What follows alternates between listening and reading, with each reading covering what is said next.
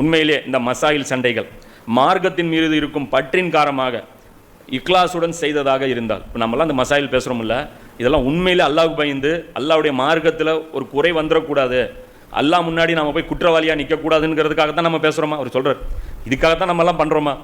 இவர் ஆலிம், 100 வருஷம் வயசு இருக்கிற ஆலிம் இவர் பேசுகிறார். இது எங்கே பேசுனது? தேவ்பந்து மக்தபில் உட்கார வச்சு பேசுனது. இந்த பயான் இது பயானாக பேசி அதுக்கப்புறம் அது புத்தகமாக வெளியிடுறாங்க.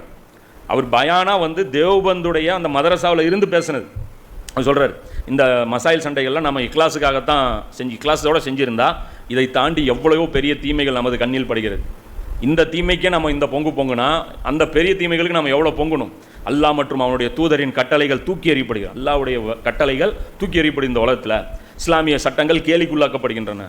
அதையெல்லாம் கண்டு பொங்கி எழுந்திருக்கும். இதெல்லாம் பார்த்து நமக்கு கோவம் வந்திருக்கா? இப்போ ஆரம்பத்தில் ஒரு கேள்வி நான் கேட்டேன் தெரியுமா? இங்கே பயான்லாம் ஸ்டார்ட் பண்ணுறதுக்கு முன்னாடி ஊரில் இவ்வளோ தீமை இருக்குது, நமக்கு இதுக்கே கோவம் வருதுன்னா நமக்கு எவ்வளோ கோவம் வரணும்? என்றைக்காவது நமக்கு சாராய கடையை பார்த்து கோவம் வந்திருக்கா? என்றைக்காவது ஒரு ஆபாசமாக இருக்கக்கூடிய அந்த போஸ்டர் ஒட்டி இதை ஒரு குழந்தை பார்த்துச்சுன்னா என்ன ரிஃப்ளெக்ட் ஆகும்?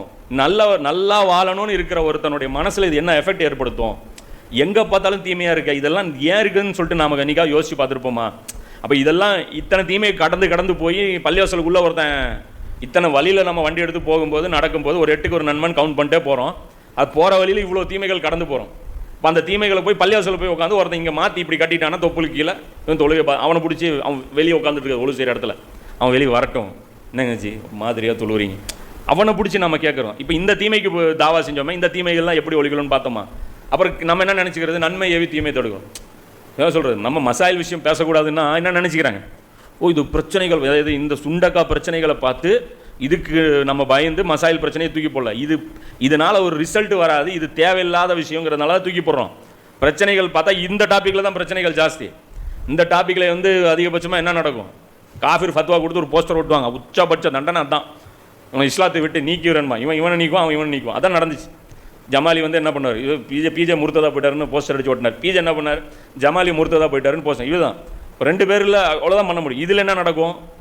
தலையே போயிடும், வாழ்க்கையே போயிடும், வீடுகளில் சொத்துக்கள் பறிக்கப்பட்டுரும், நாடு கடத்தப்பட்டுருவாங்க, கொண்டு போய் குவாண்டனாமாவில் போட்டுற எத்தனையோ பேர் இருக்கிறாங்க. இது எவ்வளோ பாதிப்பு ஏற்படுத்தக்கூடியது. அப்போ பிரச்சனையை பார்த்தெல்லாம் இந்த தலைப்புகள் பேசாமல் இருக்கிறது இல்லை. இது தேவையில்லாத விஷயம். இது வீண் எனர்ஜியை வேஸ்ட் பண்ணுறது. இப்போ அவங்க சொல்கிறாங்க, இந்த தீமையெல்லாம் பார்த்து நீங்கள் என்ன பண்ணி? அவர் சொல்கிறாரு, நமக்கெல்லாம் உண்மையிலே இக்லாஸ் இறந்திருந்தால் இஸ்லாத்தை நிலைநாட்டவும் அதை பாதுகாக்கவும் களத்தில் குதித்திருப்போம். அதுக்காக இது அடிப்படை கொள்கைகள் மற்றும் ஈமானின் எல்லைகளை எதிரிகள் தாக்குவதற்கு வசதியாக விட்டு ஒதுங்கி இருக்க மாட்டோம். இஸ்லாத்தின், அதாவது முஸ்லீம்கள் மேலே, இந்த சமூகத்தின் மேலே இவ்வளோ தாக்குதல் நடக்குது.